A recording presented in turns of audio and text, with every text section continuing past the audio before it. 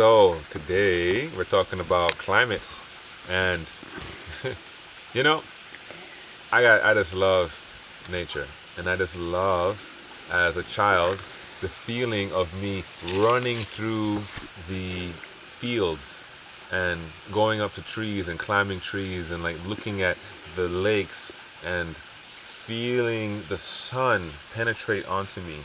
And I also loved it when it was raining and I can see the intensity of the rain. Sometimes it was like light drizzle. At other times it was a heavy downpour. Or sometimes it was just very cloudy in the sky and it produced like a lot of like gray softness into the scenery of the landscape. And then the winds that were also there, and the feeling of I was in Florida, so we had hurricane winds where I experienced extremely intense winds and how devastating they can be to many homes along Miami, as well as these very gentle, subtle breezes that came in the springtime after winter. And when that came in, it was this like sense of freshness in the air, and we would be able to, of course, have the windows open in the house, and to have this coolness and this freshness was just miraculous for me to wake up in the morning to.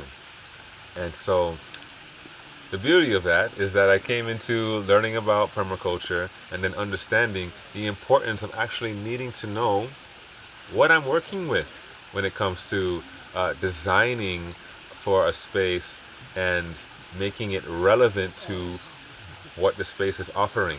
And so how hot does it get in your area, or how cold, or how long does the sun remain in the sky? If you're, let's say for example, in the northern latitude, you're going to have sun sometimes 20 hours a day. How does that affect your growing patterns? Or if you're in the tropics and you're only having 12 hours of sun each and every day all the time, year round, how does that affect what you can grow and why? Or the amount of rain. Maybe you're in a very desert-like environment. Maybe it's savanna base, or it's desert, or it's closer to the equator. So maybe you're in a monsoon space where you get heavy torrential rains, and you're in what's called a rainforest environment. That's over 100 inches of rain every year. Or you're in a more desert-like climate where you're looking at very little precipitation, and majority of the water is actually from, let's say, dew in the morning. So you have to understand these facets to understand what will be appropriate in design, right? And so understanding the climates, which there are three main aspects of the climate: precipitation, radiation, and wind. Precipitation, which could be fog, sleet, hail, snow, rain, dew, mist. All of these facets are needed to understand what's my next step in design. Radiation, anything that radiates, right? So it could be the actual source, which is the sun, or it could be the source radiating onto other things or bouncing off of other things, and then including that into your design. There's more brightness in this location of my land, and there's less brightness based on microclimates, which we'll get into next, right? And wind. What's the intensity of the wind? In what seasons do I get more or less winds? Are those winds bringing in cold air or warm air? And how do I want to manage it in such a way that is benefiting my home or the plants that I'm growing, or maximizing the potential of the space for the productive species in the long run by creating windbreaks, let's say, for example.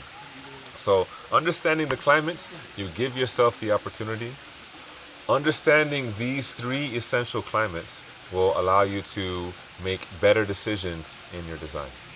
Yeah, well, here you are at the Occidental Arts and Ecology Center, which is in western Sonoma County, Northern California, about 2 hours north of San Francisco, about 7 miles east of the Pacific Ocean. And we're a Mediterranean climate, although we are actually at the southern range of the Pacific temperate rainforest. So we're some people say we're Canada and Mexico meet. And so we average 60 inches of rain in a 3-month period in an average year. and we have a 9-month dry season. So we're not brittle and we're not humid. We're kind of equal. And we get winter rains in a good year when it's not a drought. And so here at the OAC is a 40-year-long ongoing working organic farm, the 6th oldest certified organic farm in California, that the gardens in front of us right now were inspired by and designed based on the biointensive methodology from Alan Chadwick, who was teaching at UC Santa Cruz in the day. And so the biointensive method and double digging and intensive plantings and organic, obviously carbon-based farming with mixes of perennials and edibles and multifunctional trees around the perimeter with a production of annuals and a focus on biodiversity. And we have a seed-saving garden here. So